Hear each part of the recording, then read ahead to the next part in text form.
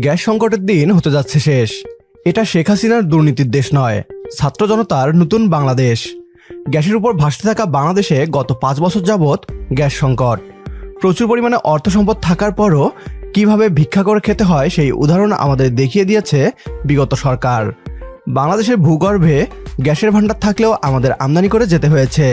কেন বাংলাদেশকে গ্যাস আমদানি করতে হবে, যেখানে বাংলাদেশের ভূগর্ভে বিশাল গ্যাসের মজুদ থাকার দাবি করেছে বিশেষজ্ঞরা? উত্তর হচ্ছে কমিশন এবং দুর্নীতি। বাংলাদেশের ভূগর্ভ থেকে গ্যাস তোলা হলে বিপুল অর্থ লুটপাট করা যেত না, আর তাই নিজের দেশের গ্যাস উত্তোলনে মনোযোগ না দিয়ে আমাদের দেশের সরকারি আমলারা আমদানিতে ব্যস্ত ছিল। তবে এবার সেসব দিন হতে চলেছে শেষ। ছাত্র জনতার নতুন বাংলাদেশ নতুন করে স্বপ্ন দেখতে শুরু করেছে। এবার বাংলাদেশ নিজের ভূগর্ভস্থ থাকা সম্পদকে কাজে লাগাবে। সেই স্বপ্নের পথকে আরও মজুত করল নোয়াখালীর নতুন একটি গ্যাসের খনি। বিস্তারিত থাকছে বিডিটিউব নিউজের আজকের এই ভিডিওতে। বিশেষজ্ঞদের মতে বাংলাদেশের ভৌগোলিক অবস্থার কারণে এখানে বিপুল পরিমাণে গ্যাসের মজুদ থাকার সম্ভাবনা রয়েছে। অথচ আমরা এই বিপুল সম্ভাবনাকে কাজে লাগাতে তো পারিনি, উল্টো আমদানি করেছি। এখানে অনেকেই বলতে পারেন, বহু বছর ধরে তো বাংলাদেশে বড় কোনো খনি খুঁজে পাওয়া যায়নি। বাংলাদেশ পেট্রোলিয়াম এক্সপ্লোরেশন বাফেক্স যদি ভালোভাবে খুঁজত তাহলে অবশ্যই বড় কোনো গ্যাসের খনি পাওয়া যেত। আমাদের বাপেক্স প্রতি বছরে যে পরিমাণ নতুন কূপ খনন করে, ভারত এবং মিয়ানমার এর চেয়েও কয়েক গুণ বেশি কূপ খনন করে এবং তারা এর ফলও পাচ্ছে হাতে নাতে। মিয়ানমার জান্তা সরকার তো একক গ্যাস রপ্তানির উপর ভিত্তি করেই দেশ পরিচালনা করছে। অথচ বাংলাদেশের ভূগর্ভে গ্যাস মজুদ থাকার পরও আমরা উত্তোলন করতে পারছি না। এখানে বাপেক্সকেও দোষারোপ করা ঠিক হবে না, কারণ তারা সরকারের কাছ থেকে কূপ খননের জন্য যথেষ্ট অর্থ পায় কিনা তা নিয়েও সন্দেহ আছে।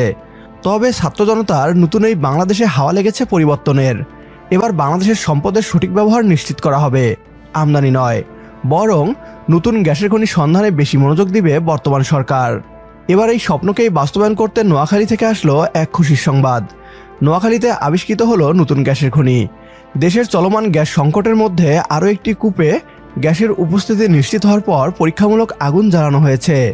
বেগমগঞ্জ 4 নামের এই গ্যাস ক্ষেত্রের কূপটি খনন করা হয় সোনাইমুড়ি উপজেলার ওয়াসেকপুর গ্রামে। গত 12 আগস্ট সোমবার রাত 8:30টার দিকে ওই কূপে আগুন জ্বালানো হয়। Bangladesh petroleum exploration and production company লিমিটেডের দ্বিতীয় সাফল্য এটি। এর আগে গত 29 মার্চ জেলার কোম্পানিগঞ্জের সিরাজপুর ইউনিয়নের চর কাকড়া গ্রামে সুন্দরপুর গ্যাস ক্ষেত্রের 4 নম্বর কূপে গ্যাসের সন্ধান পাওয়া যায়। ওই গ্যাস ক্ষেত্র থেকে ইতিমধ্যে জাতীয় গ্রিডে গ্যাস সরবরাহ করা শুরু হয়েছে। বাপেক্সের কর্মকর্তারা আশা করছেন বেগমগঞ্জ 4 নামের নতুন কূপ থেকে প্রতিদিন গড়ে 10 থেকে 12 মিলিয়ন ঘনফুট গ্যাস জাতীয় গ্রিডে সরবরাহ করা সম্ভব। তার চেয়েও আশার দিক হলো এই কূপের 4টি স্তরেই গ্যাসের উপস্থিতি রয়েছে। নতুন এই ছাত্র জনতার সরকার এভাবেই বাপেক্সকে একের পর এক কূপ খনন করতে সাহায্য করবে বলে আশা করছি।